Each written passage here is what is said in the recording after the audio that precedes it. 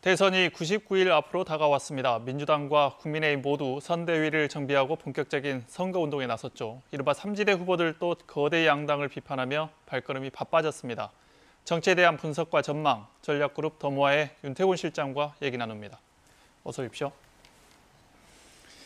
어제 선거 100일 앞두고 각종 여론조사가 쏟아졌어요. KBS도 여론조사를 했는데 이재명, 윤석열 두 후보가 지지율이 동률로 나왔던데 전체적으로 분석해보면 어떻습니까? 한 2주 전까지만 해도 윤석열 후보가 꽤 많이 앞섰죠. 한 2주 동안의 트렌드를 보면은 이재명 후보가 상당히 추격을 했다. 그렇지만은 뭐 뒤집은 것까지는 아니고 꽤 따라잡았다. 이 정도로 볼 수 있을 것 같습니다. 특히 이제 D100이라는 상징적인 숫자를 앞두고 이재명 후보가 호남에 4박 5일 동안 올인하다시피 했지 않습니까?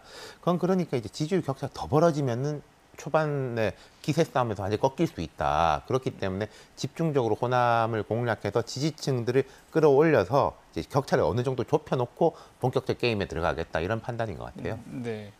그런데 결과를 보면 여론조사마다 들쭉날쭉한단 말이에요. 그렇죠. KBS가 지지율이 이를테면 이재명, 윤석열 후보의 지지율이 같게 나왔는데 네. YTN 조사에서는 거의 10%포인트 정도 격차가 났어요. 이게 시청자나 유권자들 입장에서는 되게 헷갈릴 수 있는데 그렇죠. 이게 어떻게 봐야 보면은 되나요? 전화 면접하고 자동 응답에 따라서 조금 차이가 있어요. 그러니까 전화 면접, KBS도 전화 면접인데 다른 여론조사 기관들을 보면 한 2, 3% 정도 보통 차이가 나는 것 같습니다. 이게 아까 제가 2주 전 말씀드렸는데 2주 전에는 전화 면접도 7, 8% 정도까지 났다가 그 정도로 좁아진 것이고 ARS는 상당히 큰데 2주 전만 해도 한 15%, 6%이 정도까지도 격차가 벌어졌다가 지금 이제 한 7, 8%. 그러니까 같이 이게 좁아지는 건 맞는데 격차는 조금 있다. ARS하고 전화 면접의 특성상 그렇게 볼 수 있을 것 같습니다. 두 조사의 차이, 특성 왜 그런 건가요? 이제 이런 이야기들을 하긴 해요. ARS는 자동 응답이기 때문에 조금 이제 이야기하는 게 편하다. 그리고 전화 면접은 사람과 대화를 하는 거지 않습니까? 그래서 항상 이게 야당 지지자들이 조금 위축되는 성향이 있다. 이게 지금 여야가 반대일 때도 그런 성향이 좀 있긴 있었습니다. 시청자, 유권자들 입장에서는 이게 어떤 방식으로 조사를 했느냐도 한번 살펴볼 필요가 네. 있겠네요. 네, 알겠습니다. 정권 교체 여론이 여전히 높게 나오거든요. 그런데 이 시기, 집권 5년 차 이 시기에 대통령 지지율을 놓고 보면 문재인 대통령이 굉장히 높은 것으로 나와요. 그렇죠. 다른 역대 대통령보다 굉장히 높은데 두 개 상충하는 느낌도 있거든요. 어떻게 봐야 될까요? 문재인 대통령 같은 경우에 이제 자기 지지층에 대한 지지가 확고하다. 그게 이제 잘 안 떨어지고 있다. 그리고 어떤 이제 뭐 인격적 일체감, 정책적인 부분보다 그 부분을 이제 지키고 있는 것이고, 근데 민주당의 대선 전략이라는 관점에서 볼 때 이게 약간 애매한 게 있습니다.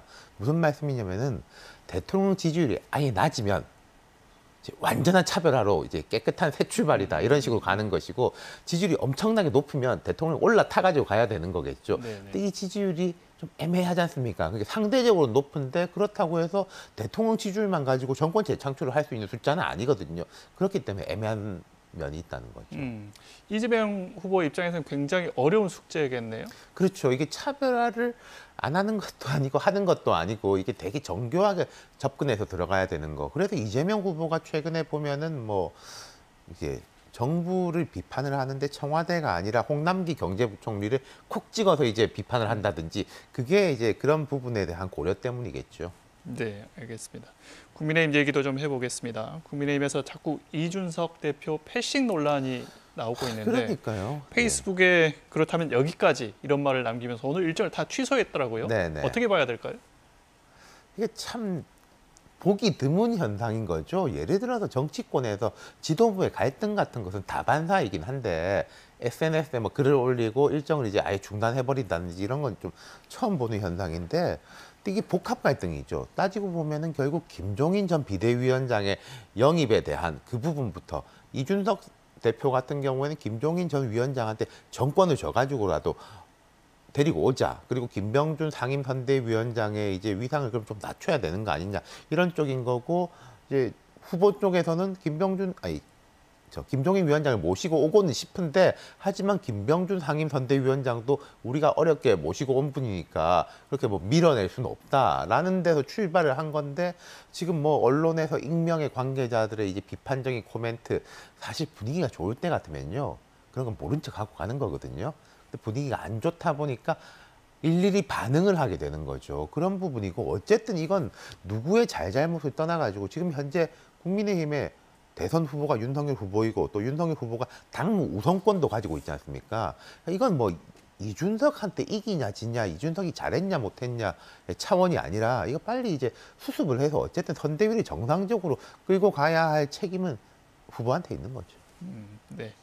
어제 손학규 전 대표 출마 선언했습니다. 삼지대도 좀 복잡해졌는데 예. 주자들이 굉장히 많아졌어요. 삼지대 내에서의 연대 혹은 거대 양당 후보들과의 연대 전망 어떻게 보십니까? 이게 참 파이가 작은데 숫자는 자꾸 늘어나고 있는 셈인 거죠. 손학규 전 대표 같은 경우에는 원래 민생당의 당적을 가지고 있었는데 어제는 이제 무소속 출마를 선언했습니다. 그러면서 이제 권력구조 개편에 대한 화두를 던지겠다 이랬는데 제 생각에는 더 어려워질 것 같아요. 그러니까 사람들이 볼 때 삼지대가 하나로 뭉쳐지는 게 아니라 자기들끼리도 이제 쪼개지는 식이고, 그리고 지금 거대 양당의 후보가 냉정하게 말해서 비호감도도 높은 건 맞아요. 근데 이게 어떤 생태계가 닫혀 있는 느낌입니다. 그러니까 이쪽이 싫으면은 그 에너지가 저쪽으로 가고 저쪽이 싫으면 에너지가 이쪽으로 가기 때문에 바깥에까지 빠져나가지를 않는다는 거죠. 그래서 삼지대가 계속 어려움을 겪고 있고 조심스럽습니다만은 전망이 그렇게 밝아 보이진 않아요. 알겠습니다. 오늘 여기까지 듣겠습니다. 네. 고맙습니다.